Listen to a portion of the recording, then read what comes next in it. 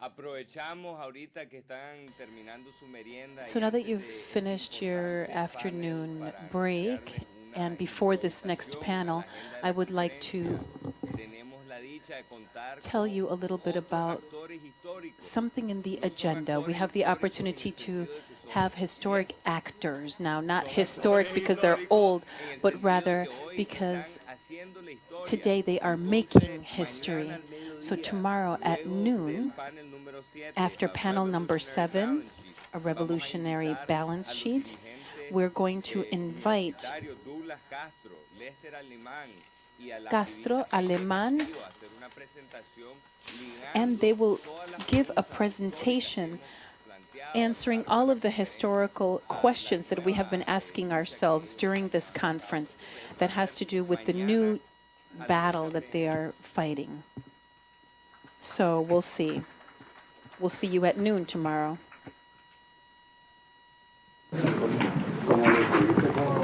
Good afternoon. My name is Brian Meeks. I'm the chair of the Africana Studies Department here at Brown University. And I've been asked to be here, I imagine, by the organizers, Steve and Steve, Rich, Mateo, etc., who, by the way, I want to congratulate for bringing this extraordinary gathering of people, Nicaraguans and others together. I imagine I've been asked here because many years ago I wrote a little book on comparing the Cuban, Nicaraguan, and Grenadian revolutions, which I think is important still in the sense that we can't look at Nicaragua alone and its process and its location in the Americas without a keen sense and understanding of its relationship with other revolutions. And of course, before Cuba and Nicaragua, there was Haiti.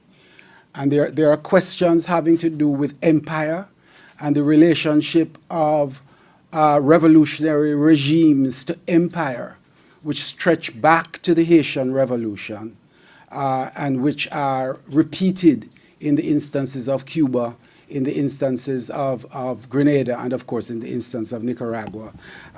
My own little non-story, and it is a non-story, is this, that in the weeks before the 1990 election, I was at Cambridge University in the UK writing this book. And it didn't require that I be in Nicaragua, but I was determined to be in Managua for the elections. I got on a plane, landed in Miami, and discovered on my way to the checkout terminal that my passport could no longer take me into Managua. I needed to go to Costa Rica to get a visa. So I find the money on my credit card, student credit card, head to Costa Rica, and when I reach to Costa Rica, I take a taxi directly to the Nicaraguan embassy. Everybody has left to go to vote in Managua. So I find a lift and I go to the border to see if I can get over. And they say, no, you need to get your visa in Managua. You need to get your visa in San Jose. So I go back to San Jose, still locked up, get back on my plane now, on my way back to Miami to go back to the UK. And where does the plane land in transit to Miami? In Managua. So my election was looking through the window with my nose pressed against it at the crowds gathering not too far from the airport for a rally the day before the election. Pity too, because my countryman Jimmy Cliff was actually one of the performing artists at one of the events there, and so I missed that. So that's my little story. More importantly, I want to introduce our panelists for this afternoon's session, and I'm going to introduce them very briefly and then allow them 20 minutes each to speak, and then your responses. First will be Leah Patricia Guido Lopez. Leah is a sociologist who holds a PhD in public health. She has held positions as Secretary General of AMPRONAC, 1977 to 1979, Minister of Social Welfare 1979 to 1980, Minister of Health 1980 to 1986, and Secretary General of the Association of Nicaraguan Women, Luisa Amanda Espinosa, AMLE 1987 to 1989. She's currently retired from the World Health Organization. She wrote something else, but I'm not reading her handwriting, so I let her explain what she wrote. Our other speaker is Armstrong Wiggins. And Armstrong's CV is too long for me to mention in its entirety. So I'm going to try to summarize. He serves as director of the Washington, D.C. Office of the Indian Law Resource Center. Born in Nicaragua, Wiggins is a Mosquito Indian from the village of Carata, La Mosquitia. At the age of 18, he became president of his Carata community, and in 1972, he became a founding member of IPROMISU, the first Indian regional organization in La Mosquitia that works to defend mosquito rights to self-determination, land, territories, environment, natural resources, sustainable development, and their cultural survival. There is much more for Armstrong, and I'm sure he'll tell you a lot about his life and experiences. But let me ask Leah now to come and speak. Leah.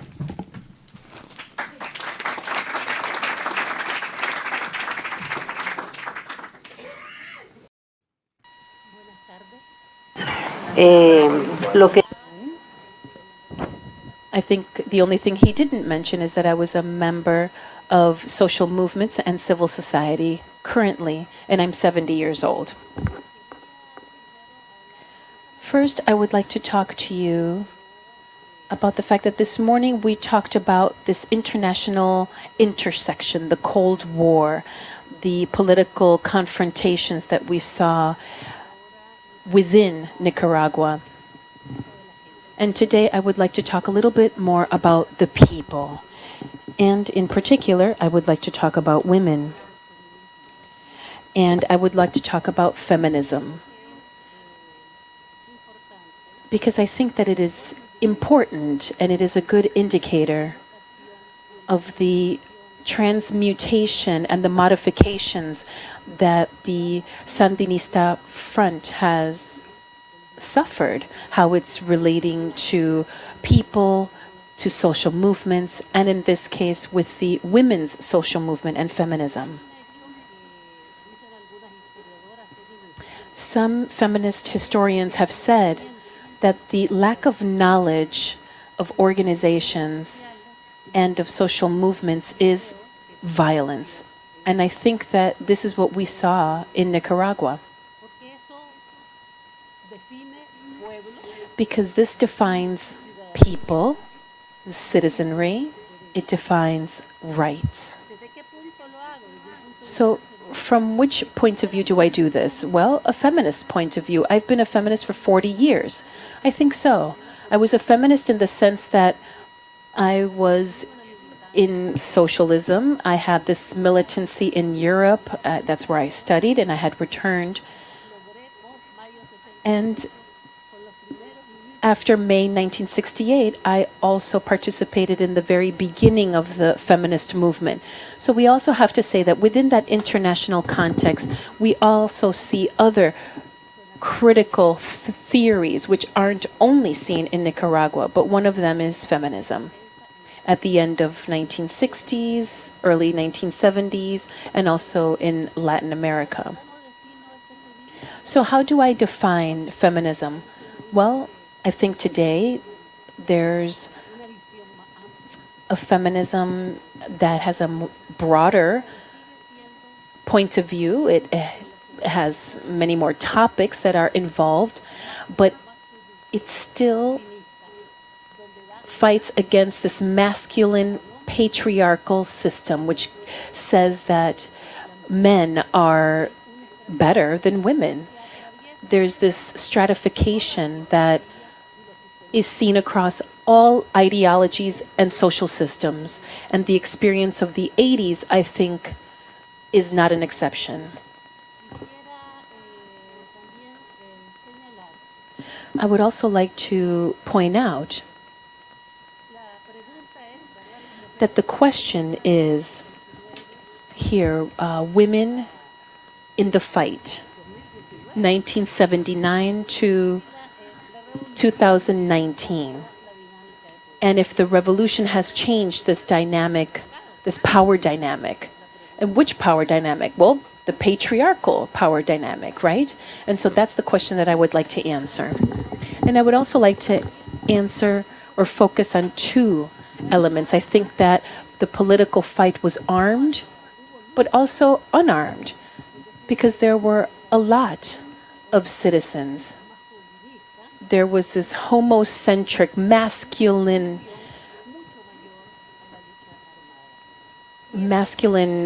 fight that was beyond the armed fight.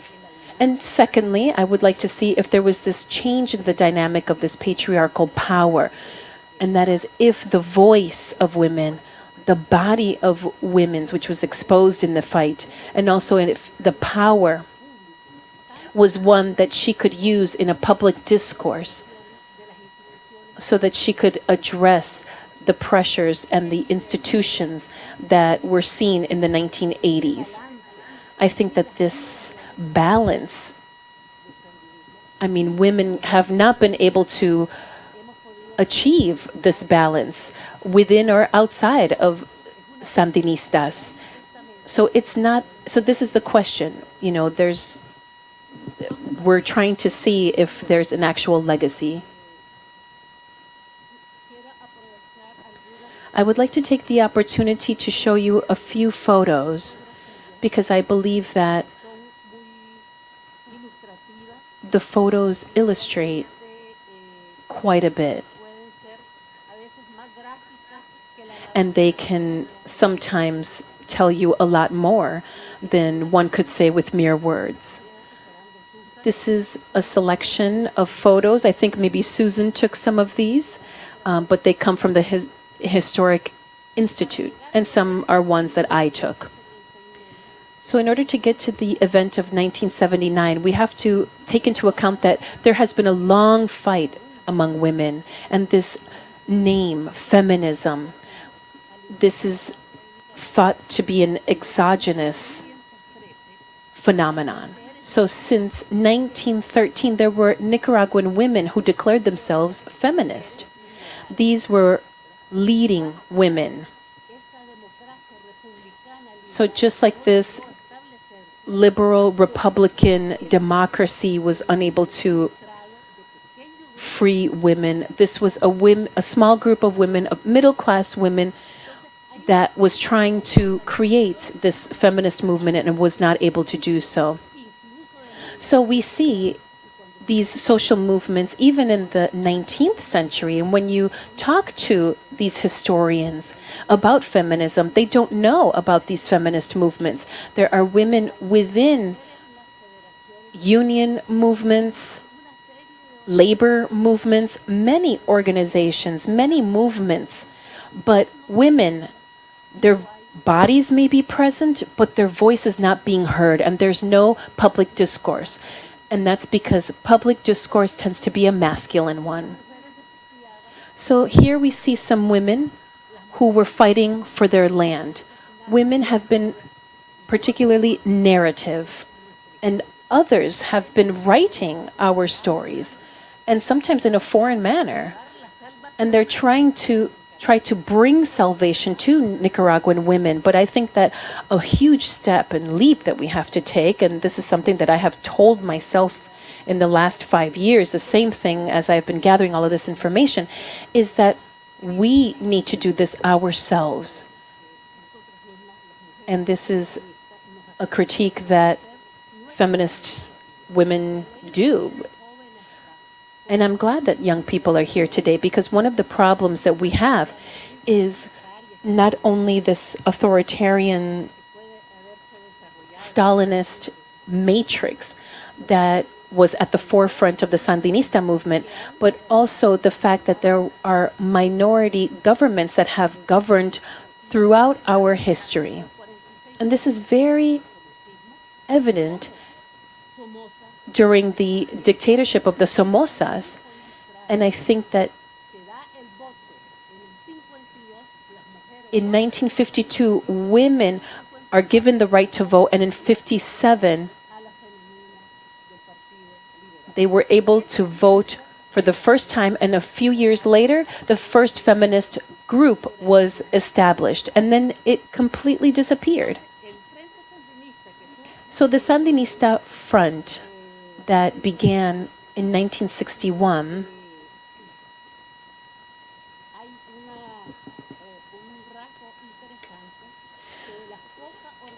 there's an interesting point that out of the few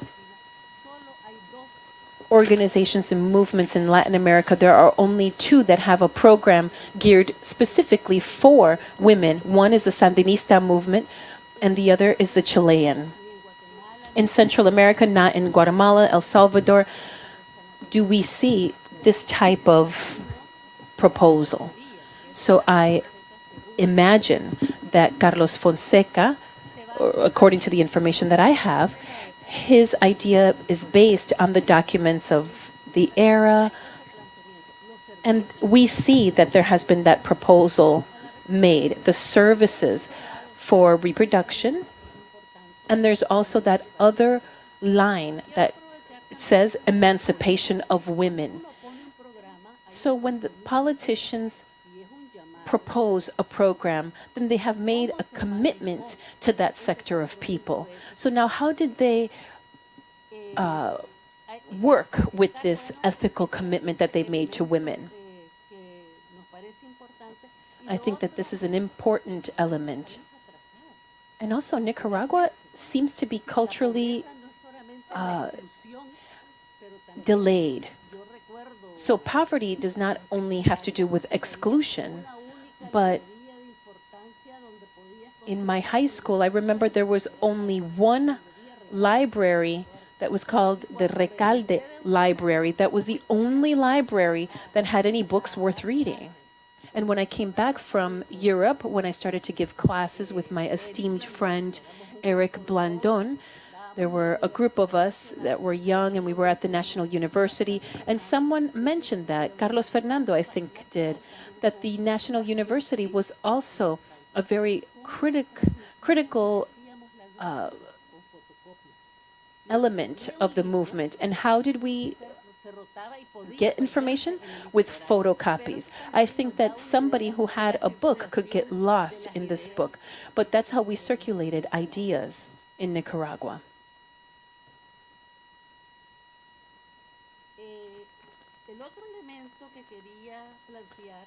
The other element that I wanted to talk about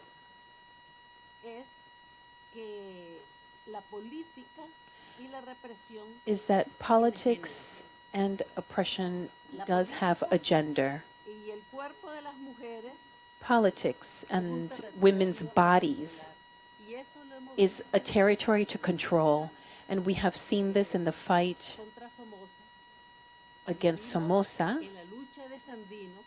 We saw this in the fight against Sandino, the violations that took place, and that Sandino had a very strong position against the violation and the troops' control with regard to the abuse of women. We have also seen this in 2018. The torture and women's bodies become a territory to be occupied. And we must say that sexual abuse is also an element of that, of women's bodies. Sexual violence has been part of torture in politics in Nicaragua. It has been a constant reference in the fight against women in 2018, and there has been no variation until the moment. This tells us that there is a serious political problem in the Nicaraguan society.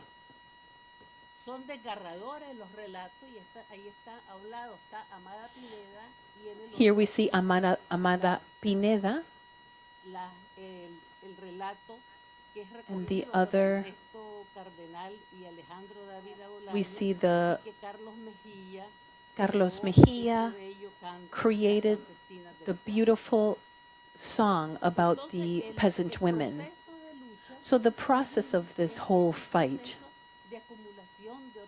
it's a process of accumulation of unions, of social organizations. Women have always been present, but there have been completely invisible because public discourse has always been one for men.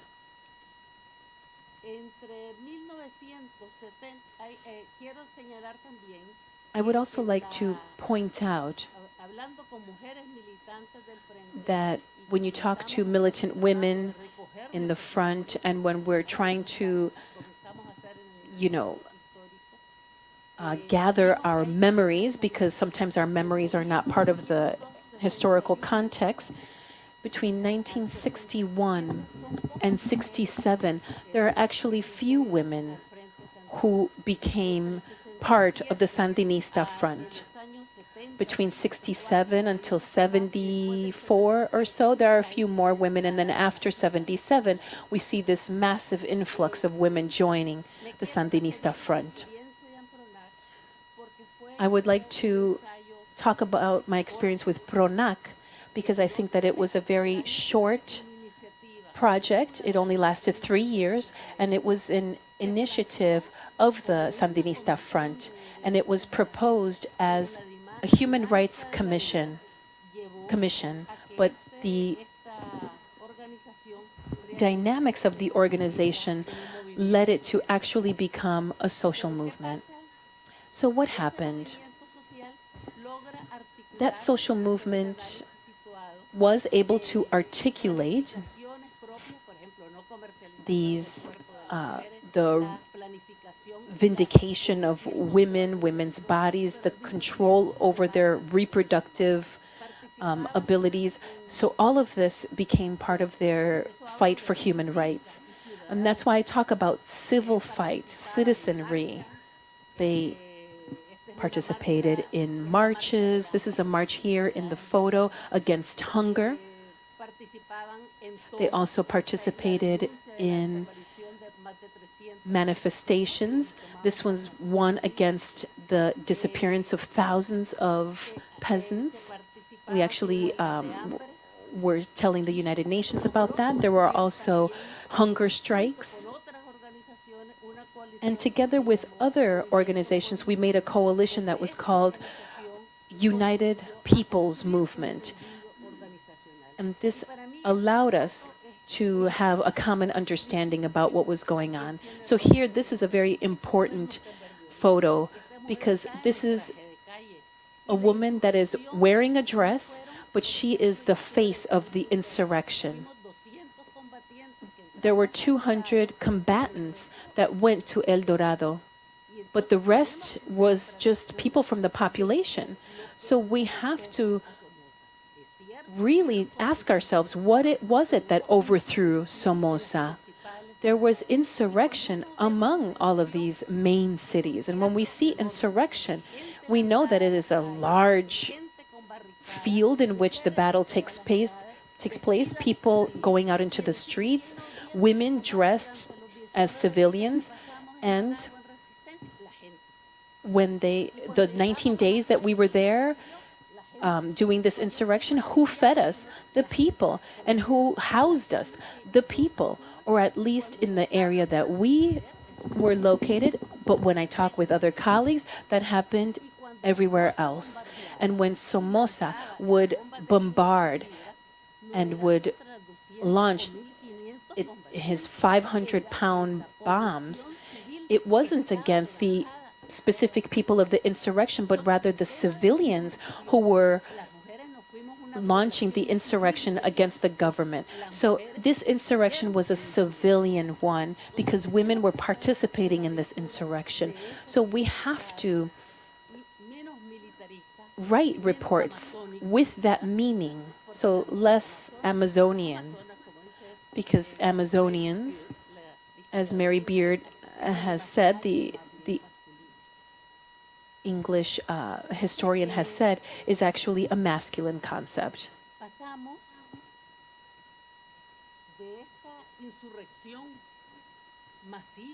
So then we go from this massive insurrection among the citizenry, and now we are at the triumph of the revolution. So now there's a diaspora. I'm no longer the general secretary, and the nucleus that organized PRONAC, which was also a colleague of mine, started taking on other tasks. But the nucleus that was organizing women is that nucleus of PRONAC, and this was the one from ANLAE. So we see this diversity of people that were fighting for women. There were different classes, women from different cultures, different classes, different situations in their life. And I would also like to talk about the Caribbean and the fact that the political front was able to reach even Las Pinas.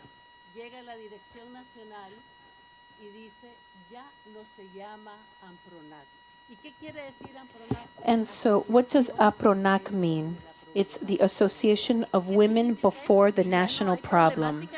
So what does that mean? That there is no longer a national problem. And that's why we started to call ourselves Luisa Aman. Unforgettable because it was a woman that was one of the combatants. But at that moment, APRONAC lost its voice. So it's this whole process of kind of wearing down this organization. Here we see women who participated in the front line of the battle. Many of them were actually in the fight. And out of the 36 guerrilla combatants, only 3 were commanders, women commanders. Participation was also promoted, but it was linked with political participation and economic participation, 2 different types. And women and the participation in the feminist movement, I think, was taking second place. That's where we see the famous practical and strategic measures that were taken by different international organizations.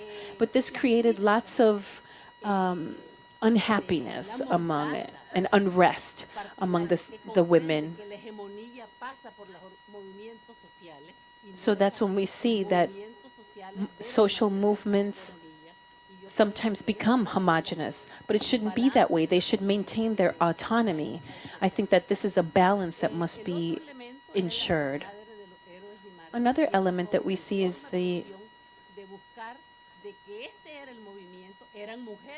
that this is a movement that women participated in.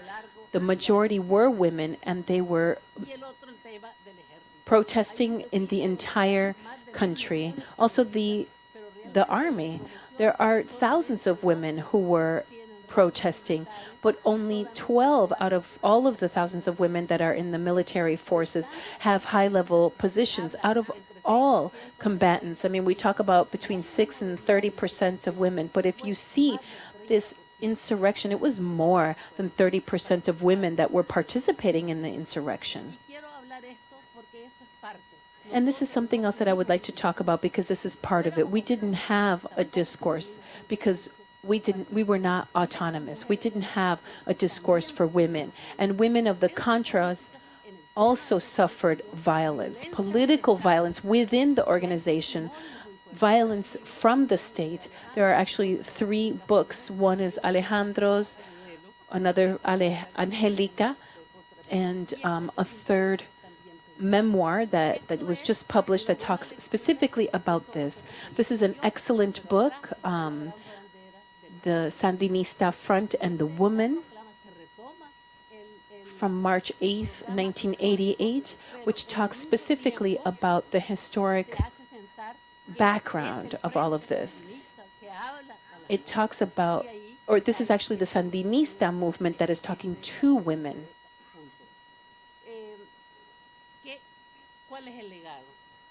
Now, what is the legacy? I think that there are very important important achievements that we have had. And one of them is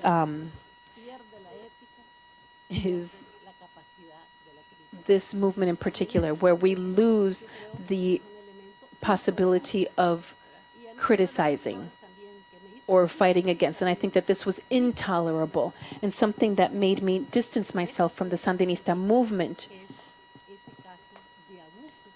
was that case of the sexual abuse of a minor.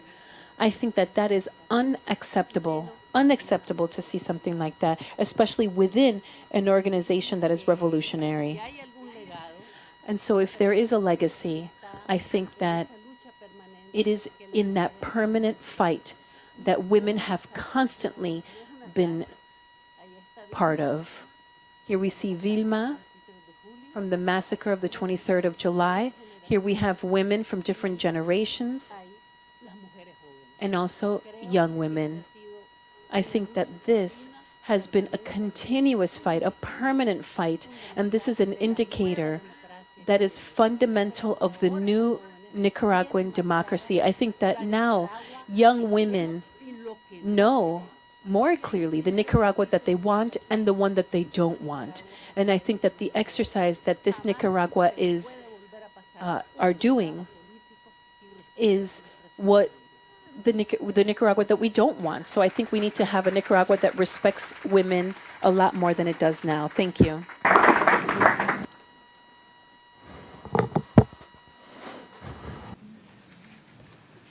Naxa Tutniyamni. Hello, buenas tardes, en Miskito. My name is Armstrong Wiggins, as I said, and I am a Miskito Indian from the village of Carata. How many of you know Carata? You're all from Nicaragua. Good. Carata is the south of Puerto Cabezas, and I was born very poor. My father died when I was 6 years old. And basically, I have my education because of the Moravian missionaries, especially Dr. Wallace from Pennsylvania, Bethlehem, Pennsylvania, was the director of the Moravian Hospital in Puerto Cabezas. And I become his second, kind of his son, for me to get education because I had surgery in that hospital and I couldn't pay. And so I had to work for that hospital to pay for my surgery services. Then he got to know me that I was a hardworking child, a child of 6 years old, taking care of their pigs and their chickens and cutting the yard, up to become head of all the electrical work at the hospital. While I was there, I was trained under him because he was electrical engineer, a surgeon, and a Navy guy. And you know what that means if you work with surgeon, if you work with Navy, and electrical engineer. Very disciplined, very strong-willed person.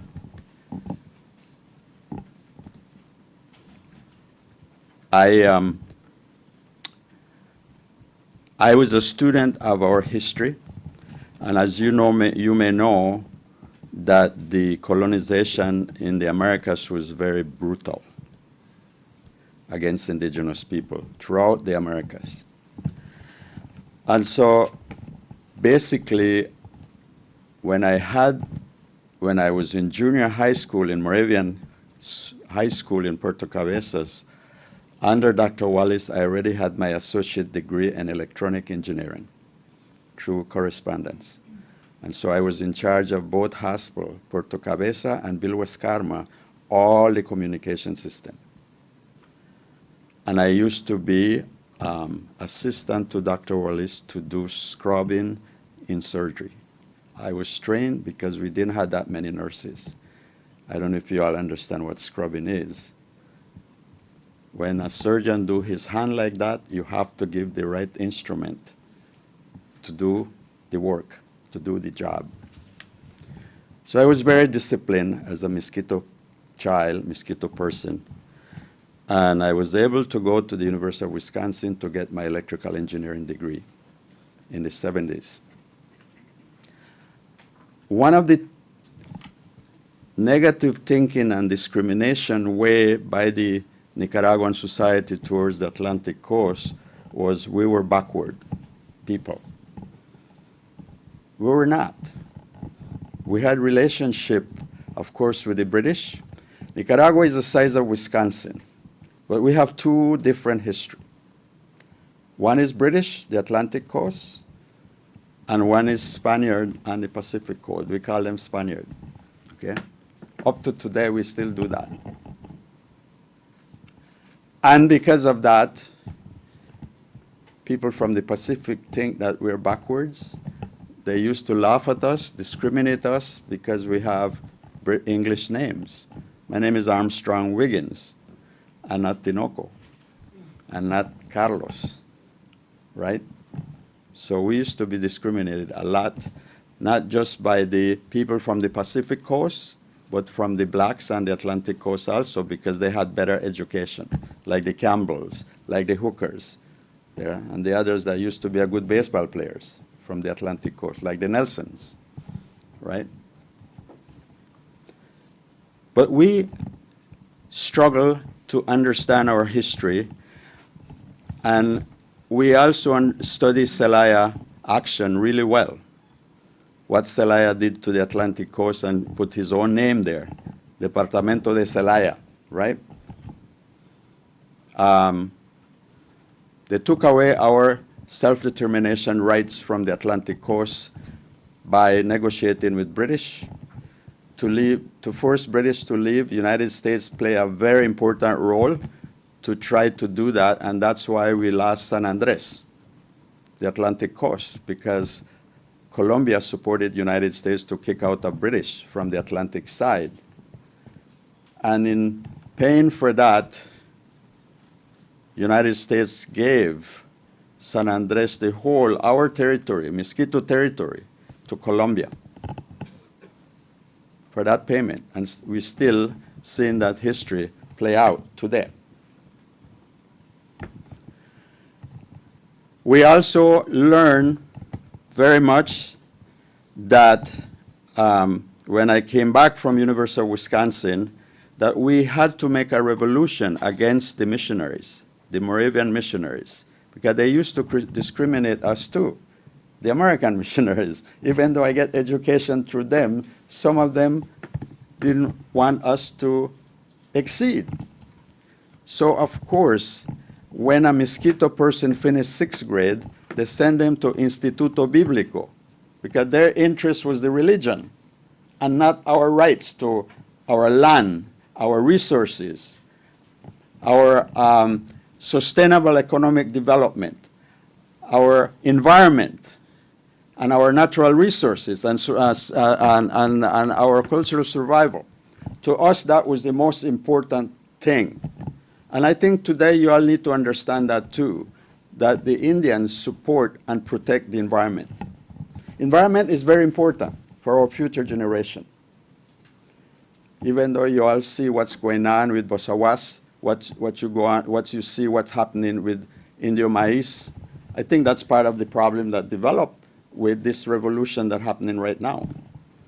Because nobody, starting from the canal, the Atlantic coast, the canal, selling it to the Chinese.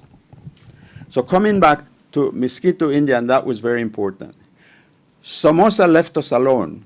Somebody said here on the panel this morning that Sandinista bring health rights, health issue to our communities, to poor communities.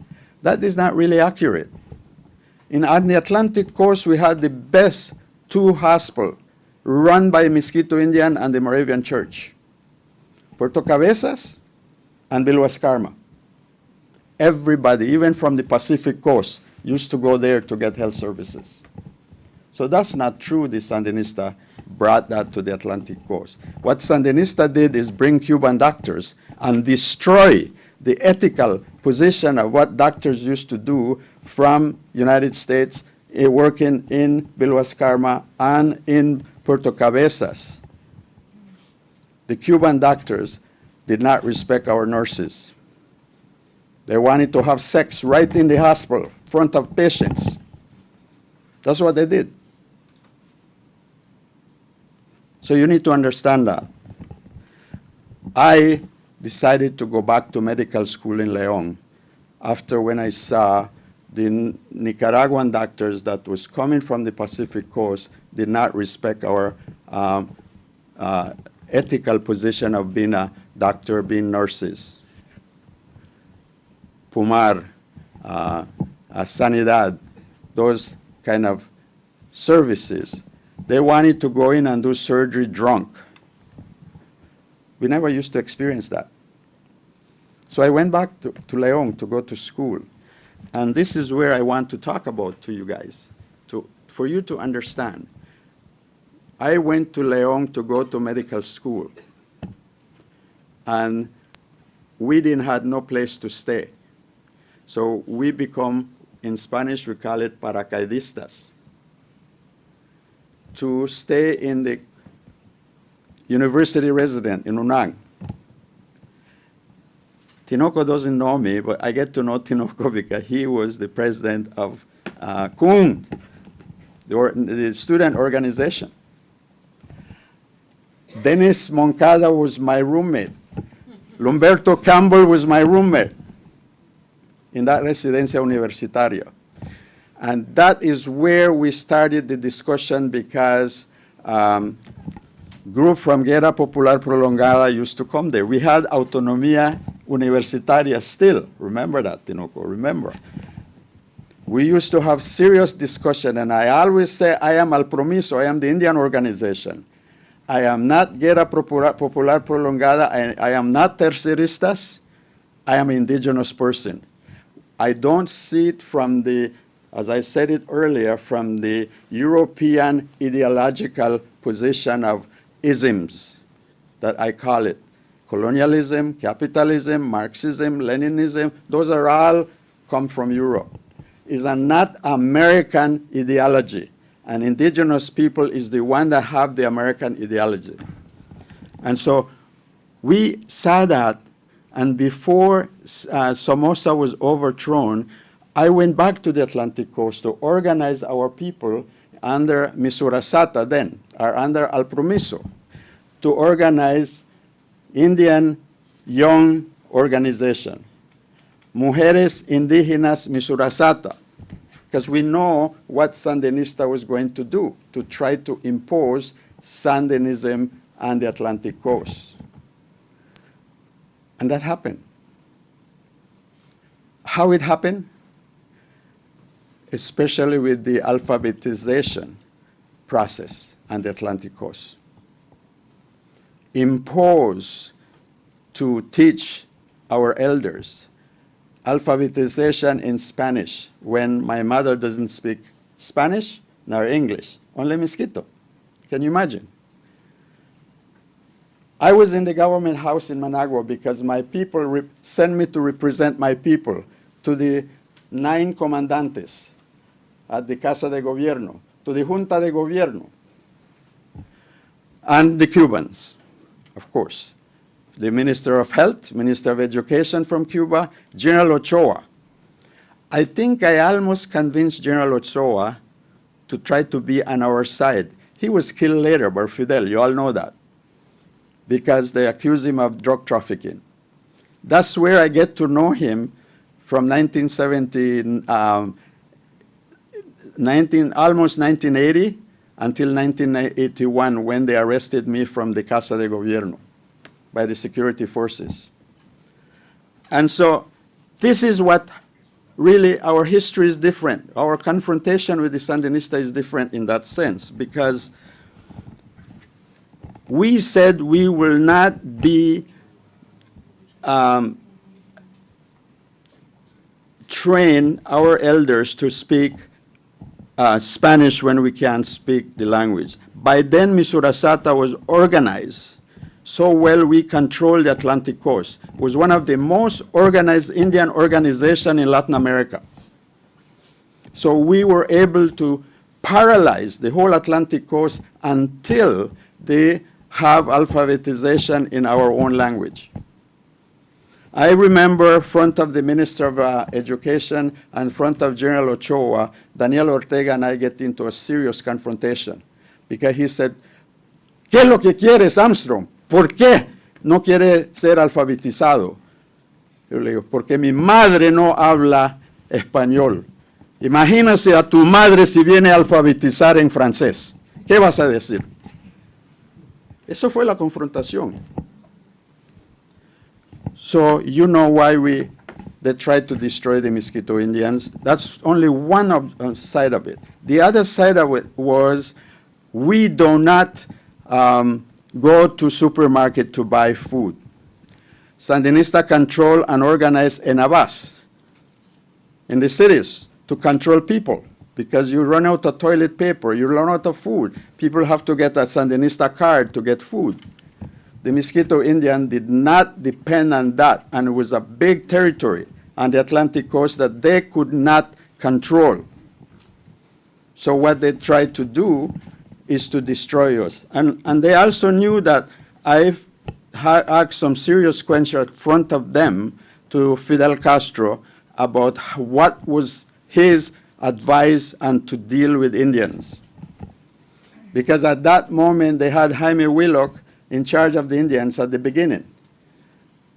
But I don't think Jaime spent time on the Atlantic coast. He probably was studying in Mexico and did a dissertation about the Mosquito Indians. That's the only reason they give him that position, but I don't think Jaime really spent time with us to understand our struggle on the Atlantic coast of Nicaragua. So you need to understand that. And so when they decided to bring the Cubans, they called the doctors, or the Cuban teachers. They were not Cuban teachers. They were all security forces.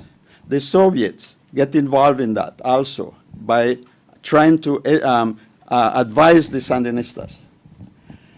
They wanted to know how Armstrong Wiggins get information to the government house and how he sent information back to our villages. A lot of villages, over 300 villages. Why they were resisting the Sandinista alphabetization, why we were resisting Sandinista trying to make us become Sandinistas, that we don't want Sandinistas. Our people didn't, Sandino come through my village, Carata, and they went through Rio Coco, and nobody tried to support him. Nobody supported him. You were saying the truth. We didn't know about who was Sandino. Maybe because we didn't know. So I think when they put all of us in jail, February 19, when my son was born, my wife went to labor and they arrested me from the Casa de Gobierno in Managua. And they told me they were going to put me up because there were going to be a problem so that I can't speak to the international community. That's where they made a big mistake, to put us in jail, all of us. Destroy and burn Misurasata office in Puerto Cabeza, burn Misurasata office in Waspam, all the offices in gold mines, and they tried to go and arrest our people that was doing alphabetization in our language in Rosita, and then the security forces was advised by the Cubans. So I don't buy people that saying here that Sandinista was not Marxist-Leninist. The Cuban was right behind them, and the Soviets. And that's where the Mosquito Revolution started against the Sandinistas. Before Fagot and everybody went to Honduras. This is where the confrontation started, the revolution started. And that's where the war get really serious. I have seen Soviets' body floating in Rio Coco. I have seen Cuban security people floating in Rio Coco River that you guys don't know. Mosquito Indian become the best fighters on the Atlantic coast. And because I had to go in exile after when I came out of jail from El Chipote, because I was educated in the United States, I was forced to burn all my diplomas in Managua because I was too educated to be an Indian. And I was CIA agent. I had nothing to do with the CIA. You all know how that was, that name calling. Of anything that you questioned, you were CIA agent. And that's how I end up with my people, them that I knew from the United States, native people from the United States, like the Six Nations, the Navajo Nations. They are the one that understood me. But in Mexico, Central and South America, Indians didn't really understand our struggle either, because Sandinista was supposed to be the savior of everybody in Latin America, including Indians. Because everybody think we Indians are leftists. We're not. Just that misconception of community-based people supposed to be communists. We're not. That's the mistake that they did. And so that's where the resistance started. And I supposed to deal with the diplomatic effort, the international work. And that is where we were able to get Mitterrand and all the other leaders like I would say like Mitterrand and people like Mr. Gonzalez from Spain, people like the president of Argentina to support me on this effort, and they did. So that's when the Sandinista in 1984, I'm trying to make it very, very quick. It's a long story. 10 years struggle, we can't make it in 20 minutes.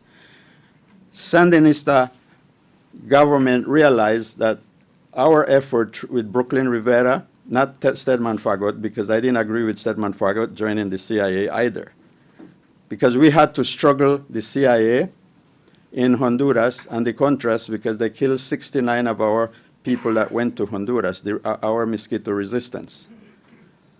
So most of our base was in Costa Rica. And one aspect of it that you don't talk about it here is that that's where Eden Pastora joined us. That's where Hugo Espadafora joined us. That's where Alfonso Robelo joined us. Okay, 20 seconds. 20 minutes? 20 seconds? I'll try to finish it right now. And I think that's where we make a big dent. And I think one of the other things that I want to say is that basically the Dirección Nacional del Frente Sandinista gave Tomás Borge to be in charge of the Atlantic coast. And that was a mistake for the Sandinistas. I think make things really worse. Tomás Borge controlled 35,000 security forces. Daniel Ortega controlled 80,000 military men. And then the militia was, Humberto Ortega and Daniel controlled the militia, over 300,000 militia, Nicaragua, that the Mosquito was struggling against also. The military base in Puerto Cabezas was the torture chamber against our people. The execution of our leaders, raping of our Mosquito woman by the Sandinistas, so you know. And we can give you the names and everybody that was being raped, to impose the Sandinism on the Atlantic coast of Nicaragua. And so we were able to turn to the Inter-American Commission on Human Rights, and that's when they came down, they went to Limos about the Red Christmas issues, and the commission found that the Sandinista was guilty and they were lying. And that is where they declared that the violation was the lesa humanidad. Just like what they're saying today. Same like today. So the Mosquito Indian struggle is a separate struggle from our perspective for the rights of indigenous people. And today, we've been proven right, we've been proven correct, that Indian leaders from Mexico, Central and South America now do not believe in the leftist governments either. So-called the socialismo siglo XXI. They don't believe in that anymore in Colombia, in Venezuela, in Ecuador, nowhere. But when the Sandinista revolution, they all believe in it. except the Indian leaders from North America. So I just want to kind of reflect on what's happening now.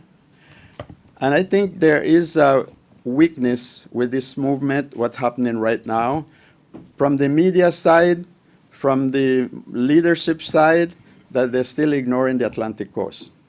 And I like to say that because they're not consulting with us. Nobody goes there and talk about their struggle to us on the Atlantic coast. And right now, most of our leaders look at it as that is Ispail Trabilca. What Ispail Trabilca mean? That is Spanish people problem. Right now. They need to, so the movement has to work, and they feel like they're negotiating in Managua right now with Daniel Ortega without consulting with them, what they're negotiating. And they feel like that struggle is controlled by the private sector, most of it, and that they fear that Daniel will get away with it by creating amnesty and try to lift the sanctions, and that's it. So that's how we see what's going on right now. And I think they're not wrong in that sense. Good, thanks. Last thing I want to say about the media, that Carlos Fernando and Stephen Kinzer, all of them talk about the media. Of course, Barricada was never tell our stories, because they were Sandinistas, okay? But I want to tell you one story about Stephen Kinzer. And that is when Brooklyn Rivera and Indian leaders from North America went to the Atlantic coast to visit the communities, and the Sandinistas decided to destroy them, to kill them. And there were bombing going on from the air, and they sent in from the ground troops and the Navy in Laya Sixa, in Kabila, and they were throwing 500-pound bombs. You were talking about 500-pound bombs? They throw in our villages also. And I remember Nora Estorga in New York was saying that Armstrong Wiggins' press conference in Washington, D.C. was wrong, not true. They're not bombing, we are revolutionary. We can't bomb Indian communities.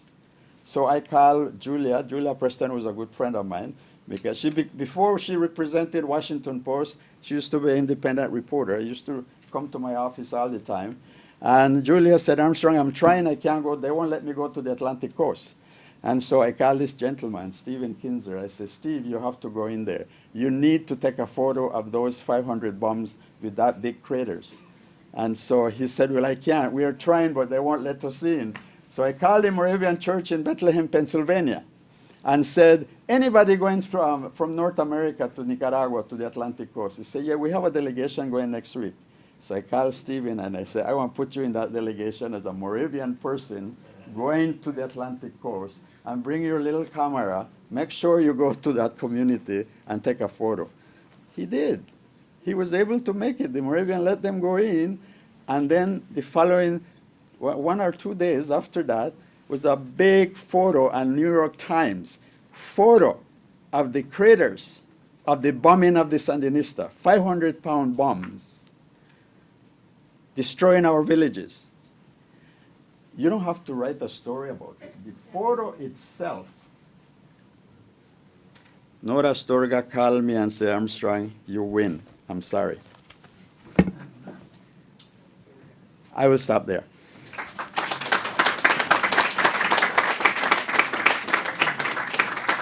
I don't think we have a lot of time, but I'm sure there are going to be questions. I have my questions, but I'm going to hold them. Yes, please.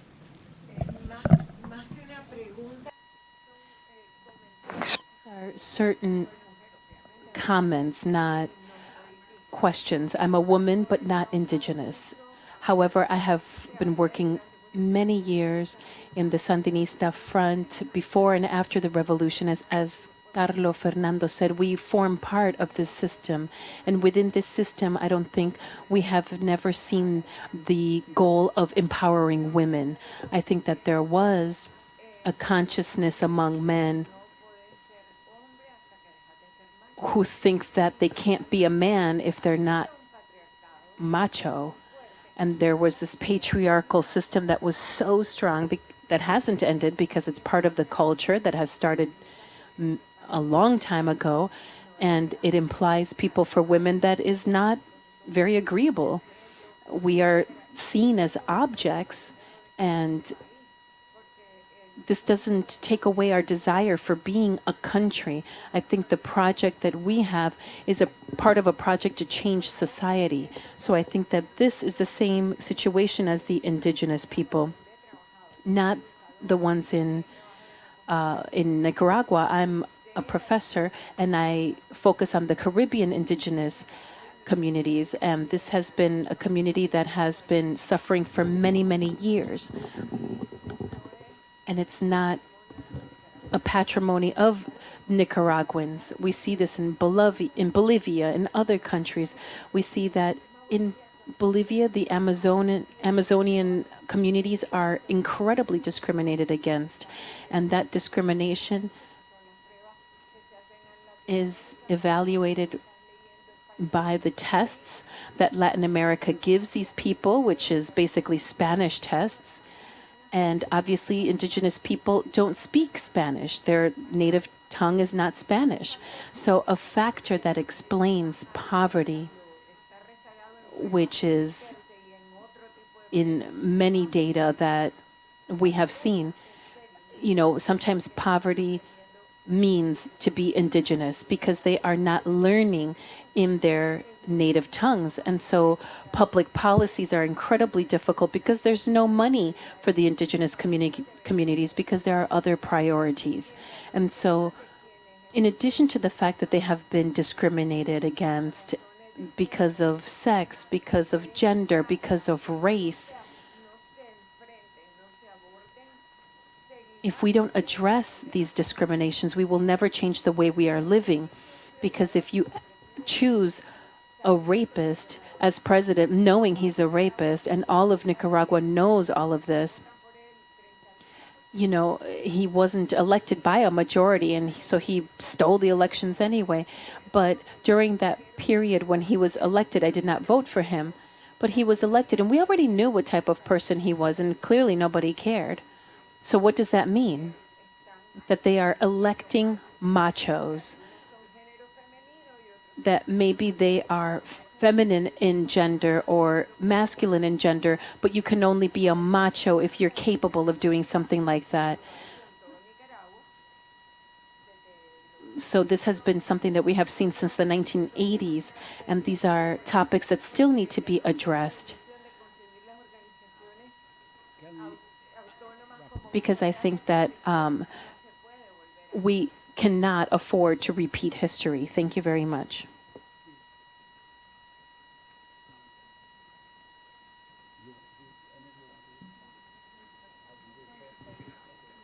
Well, thank you very much, first of all, for talking about these social topics that I don't think are addressed sufficiently. I would just like to ask a very specific question about policies that were implemented. First, for Armstrong. The Nicaraguan government, for whatever reasons, decides. Nicaragua, por alguna razón u otra, implementa una reforma constitucional, la ley de autonomía que reconoce la autonomía de las provincias del Atlántico y reconoce la calidad pluriétnica de la sociedad de Nicaragua. ¿Cuál es su perspectiva? ¿Usted piensa que es una victoria para la revolución misquita o usted piensa que se ha implementado de manera correcta? And then how about for you, Lea? One of the most symbolic gestures during the Sandinista movement of the 21st century was Daniel Ortega when he criminalized abortion under all circumstances. So what do you think in that regard and with regard to women in Nicaragua? Thank you. Yes. Is this on? As you know, that Daniel Ortega did not talk to us because he wanted to, but because of the international community pressure. We pressure to disband the Tasbapri, the relocation camp. Okay, one. Two, because Daniel Ortega had a lot of pressure because the mosquito issue divided the whole United States society, human rights organization and political organization, and the senators and congressmen. I was able to lobby and work with Senator Kennedy, Senator McCain, Senator Kasbaum, all those senators, and the congressman, like congressman that used to work, and we have breakfast every morning. I was able to convince them that there's something terrible going on. So Daniel Ortega was forced to send Miguel. First of all, what's his name came to my office. Right now, he's sitting right here in front of me. Bendaña came to my office. Then Miguel de Escoto came to me. They wanted to negotiate. Daniel wanted to negotiate. And so I said, if I will agree to negotiate with the condition that we have witnesses. And those witnesses was 4 senators. And we met in New York at 2 in the morning with Daniel Ortega when he came to the United Nations. And I think my friend might not agree with me, the comandante, but Daniel Ortega said this very clearly. We are losing the war on the Atlantic coast, politically, militarily, and economically. And we're not going to win this war because our people on the Pacific coast realize that we are not fighting the Contras. We are not fighting the Somocistas. We are fighting Mosquito Indians. And they are very tough fighters. Tough fighters. We want to negotiate. And we no longer, if you agree, we no longer look at your idea of autonomy, of rights of indigenous people, are counter-revolutionary. To Brooklyn and me, that we were there. Greg Craig was there from Senator office, and Senator Kennedy was there. And so when we agree, then he came back to Managua and announced and put Ray Hooker and others to be part of that and open that negotiation, because we already then decided to talk to President Betancourt, another president, de la Madrid. So Betancourt opened his Palacio de Nariño in Bogota to negotiate, and Luis Carrion was the one that came as the jefe de delegación. And I still have a question for Luis, because he wanted to talk to me, so we decided to have lunch separate from the group, outside of the hotel that was being protected, protecting us. The security forces was intense. You remember that, Luis? And Luis told me one thing. He said, Armstrong, this is very difficult, and I want to explain to you that when you don't win a revolution with your own money, and when somebody supports you, like the Cubans and others, it's very hard for us to do what we want. It's very difficult. I still remember Luis saying that. He may probably don't remember that, but I would like to know. I would like to know what you was trying to tell me, because you wasn't too clear. You said it's very difficult. You do not understand, and I can't explain. That's what you said. Ahora yo, bueno, Oh, sorry. You go Okay, ahead. Yeah, you go okay. ahead. And then. But the autonomy is not good, because the autonomy, we negotiated the law during the middle of the war between the Mosquitos and the Sandinistas. The autonomy law was done.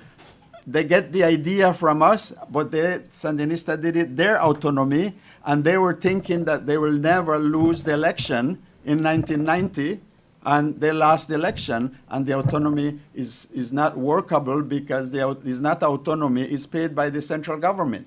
It's like a ministerio. So how that can be as autonomous government? It can be. bueno, yo quisiera un poco comentar lo que dijo Vanessa. ¿Se escucha? Sí. Primero es que este es un tema que ha sido... First of all, this has been a topic that has been quite polemic, the topic of women, especially leftist women. So we thought that with participation, with education, with employment, then maybe we would have the second, third kind of wave of women. So we have seen that this has been seen in other social and organizations. But now what we see is that the topic of social reproduction is on the shoulders of women. And one of my hypotheses of why we lost the elections is that there has been such a social reproduction so strong, not only the mothers that are crying, but mothers who reproduce, have children, and then make them go to the military or who go to work. And they were getting to their absolute limit, reaching their limit. And so I think that that's something that's being studied. There's a huge tension in the social sector because we see this contraction of services and this greater weight of social reproduction. So from the economic point of view, political point of view, we have not been able to fix the situation. I think we have always been in, second-class citizens. This has been seen all the time, all over the world. But women are half of the population. So we are talking about freedom, internal systems. There's evaluations of human rights, that human rights are universal. But we also have rights. We have rights as citizens. And we notice that human rights were actually not all that universal for women as for other social groups. And with regard to abortion, which is a law from 1937 by conservatives, these are by conservatives. They saw that there were few modifications to the law, but it was always available. Therapeutic abortion, that the body of women is a territory, is what they are communicating now with this change. This was negotiated with the church that is most conservative in the country in order to be able to achieve an alliance with Aleman. So women have always been kind of an exchange currency. And currently, I think that this is a political topic, and it hurts me to see such a large group of people negotiating, and at the table there is not a single woman, and they are always talking about female topics. This is very painful. Now, do we want this for the future? Is this the Nicaragua that we want in the future? No, I think that this is what we have to say now. And I think that we have the ability to say it now.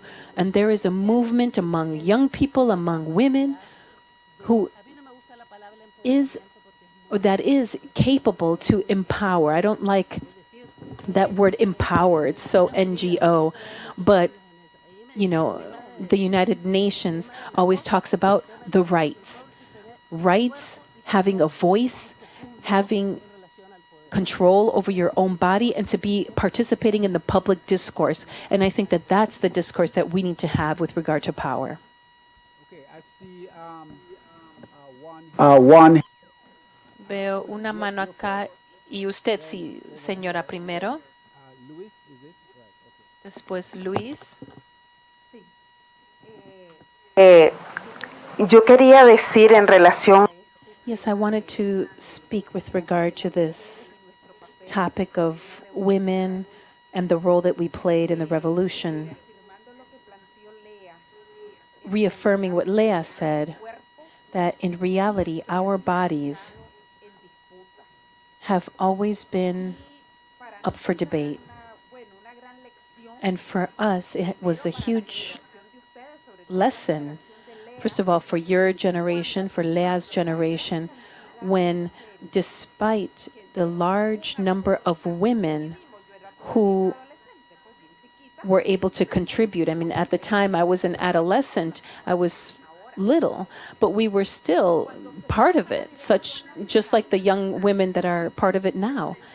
And we see that the Sandinista front is comprised of 9 men. That's what was in the photo. 9 men, not a single woman who was part of this group. So what do I want to say with this? That sometimes these things happen and they're imperceptible. So if one of us then criticizes it at the moment, they would always say, you are putting at risk the revolution. Because first is the country. The country comes before us, women.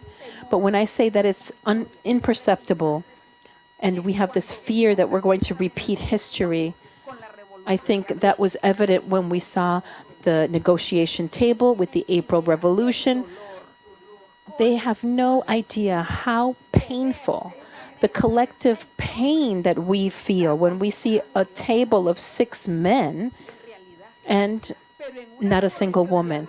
So we have an April Revolution where we're saying, yes, we're going to change everything. And then the worst thing is that if one of us, women, criticize it, then now we're dividing. Now we are putting at risk the April Revolution. So that cannot happen again. And secondly, something else that I wanted to say is that it's not only the topic of our bodies, but rather the right that we have to create our nations, create our countries with our vision. I remember, and again, I was little at the time, but I remember when there were all these older women, historic women, who went to the front and asked them to suspend the patriotic movement. And they said that no, they could not suspend it because Sandinistas was not an electoral party. But it was because we were proposing it, because mothers were saying they didn't want the war, regardless of who was involved. Now, I was not a mother at the time, but I saw this. So what do I want to say with this? That this intelligence, this vision, is the foundation of what we're doing. And all of this is lost when you are excluding women from the entire process. And so we have to say that we can no longer allow a revolution that does not include us. Not just doing things, but actually making the decisions in power. I'm going to ask for shorter. Ok, quiero pedir que hagan comentarios un poquito más breves para que podamos terminar temprano, quizás 20 minutos más. Vamos a terminar a las 5. Tenemos usted, después usted y acá. 3 personas. Precisar. Well, I just wanted to say something that I thought was necessary. 40 years have gone by, and, sometimes our memory fails us. I think that it's undoubtable that we make mistakes, especially with regard to the relationship between the government and the Caribbean. There are 3 comments that I would like to make, and the first is that the reality is that I never had any responsibility to address the Atlantic coast. I did go in 1980 to a delegation of leaders of the coast of the Caribbean with Estanfago, Brooklyn Rivera, and Wycliffe Diego, who came with the pastor Norman Ben, and they were going to talk to me about how we were going to deal with these community titles, with these coastal communities, but I was never responsible for that. Secondly, I would like to say that we did make a mistake with the literacy project, but it was in good faith.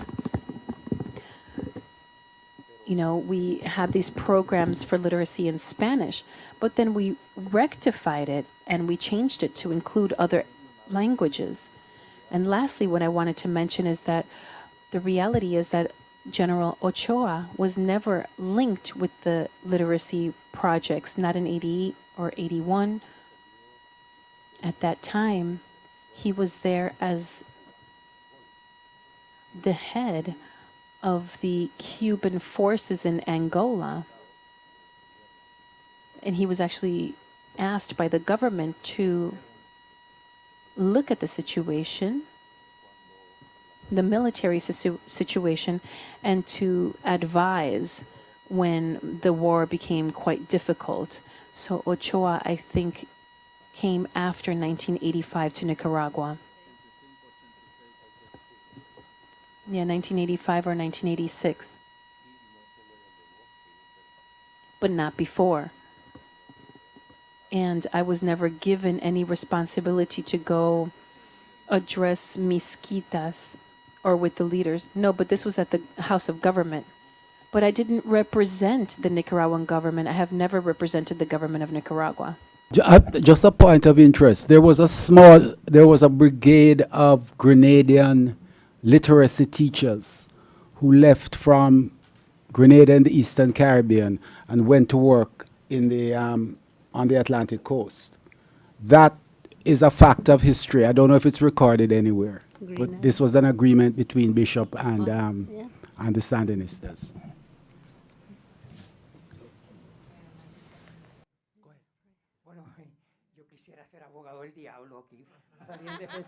Well, I wish I could be the lawyer of the day to defend the chamuca, but Nicaragua is a country in which women have lots of participation. There's a law of 50-50. So what do you tell me about that? Well, if you see the elections, 50 women, 50 men, for mayors, for councilors, national level, for the parties. And so it always says that there needs to be a woman with men. There's a 50-50 law. So a woman was the one that freed Daniel Ortega in terms of the violation of human rights. So even women are defending the commanders, and they don't care about the values of women themselves. So it's clear, you know, the question is, where is their dignity?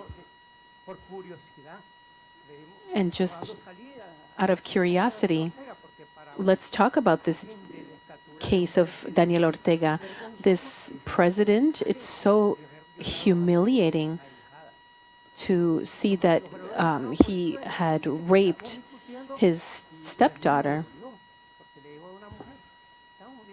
And so we're talking about the topic. We're talking about the Sandinistas. And I was working in Managua, and somebody told me, what woman has died from being raped? A woman told me that. And I just turned my back on her and I had to leave because it was shocking that a woman would talk in that manner. Who's ever died from being raped? Oh my gosh, I just turned my back on her. Bueno, el mejor ejemplo es la Rosario Murillo. Well, the best example is Murillo. I think this is a cultural problem. This is a way of thinking that we are seeing things as it's something natural. And in terms of the 50-50 law, maybe you can have the 50-50 law, but that doesn't guarantee that we have an equal law or equal policy. You know, a lot of my colleagues, I always say, are colleagues with mustaches because they think like men. And maybe that's an incorrect statement. They have a masculine ideology. They think that the supremacy, intelligence, and power is masculine. Even their way of talking, even the way we dressed, we would almost dress like men with a suit. And it's interesting, that book that Mary Beard wrote, where it says that the way of dressing, our body language, the way we talk, you know, it's indicative of how we think. even though it's a 50-50 power, supposedly, it doesn't mean that it's equal among men and women. And Murillo, I think, is a great example. We have a woman vice president, but she does not represent in any way women. And I think that this is a tight spot that we're in. But this has to do also with legal issues. There were a lot of legal issues, but it's just indicative of the fact that the law was fragile. You know, we see this intersection in our countries that put forth the fragility of the legal system, such as social policies, for example. So we always want either women who are feminists, but also men who are feminists. Men who see that it is necessary to be feminist. Back in the 80s, to say that you were a feminist was subversive. And it was subversive because of the hierarchy that existed among sexes at that time. We cannot deny that. And I think that this is something that is very important in this moment that we're living with this new leadership, with this new democratization, and with the citizenry. If we don't look at the human rights or women's rights, then we will always cyclically have a crisis in Nicaragua, always. I'd just like to be brief because we have very little time. But, you know, it's true that sometimes our memory fails us.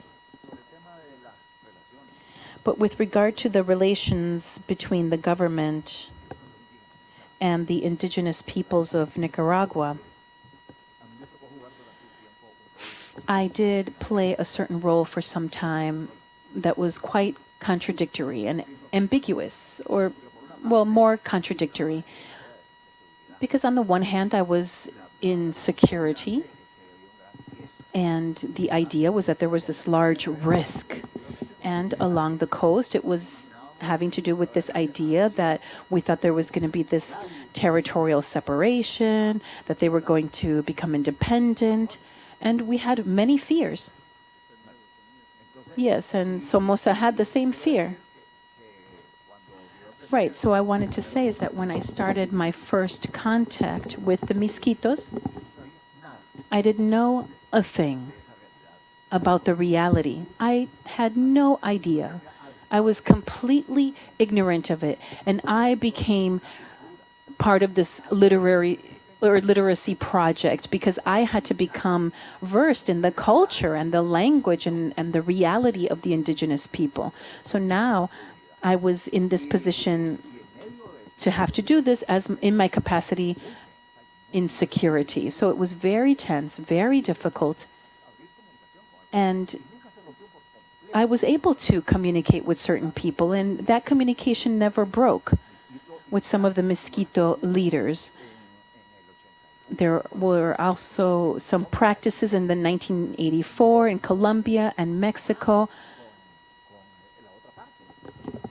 And that had nothing to do with the FLN or the resistance or those that were in the South. And at least I can recall that I made a committee that was going to explore exactly what to do. How are we going to face this reality?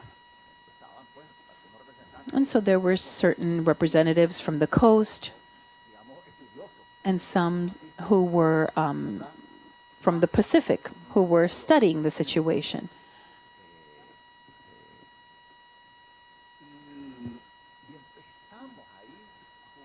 And we began to talk about all of this idea of the autonomy, but with a lot of fear. I mean, we started to play around with the idea, but I had no idea what that would be like. I started to consult, actually, with Dr. Ripasso Arguello. He had like 80-some years old. He was very conservative. And I remember what he said. He said,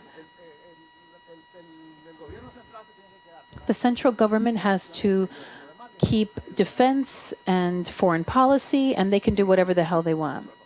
And he was very conservative. Well, that was actually our proposal as well, right? That was our first draft.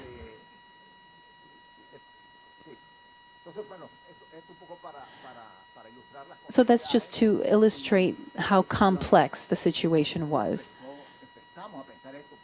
And we all began to think about all this because some of us recognized that the problem was different from the rest of the Contras, but also this indigenous resistance. The indigenous resistance was, I think, what pushed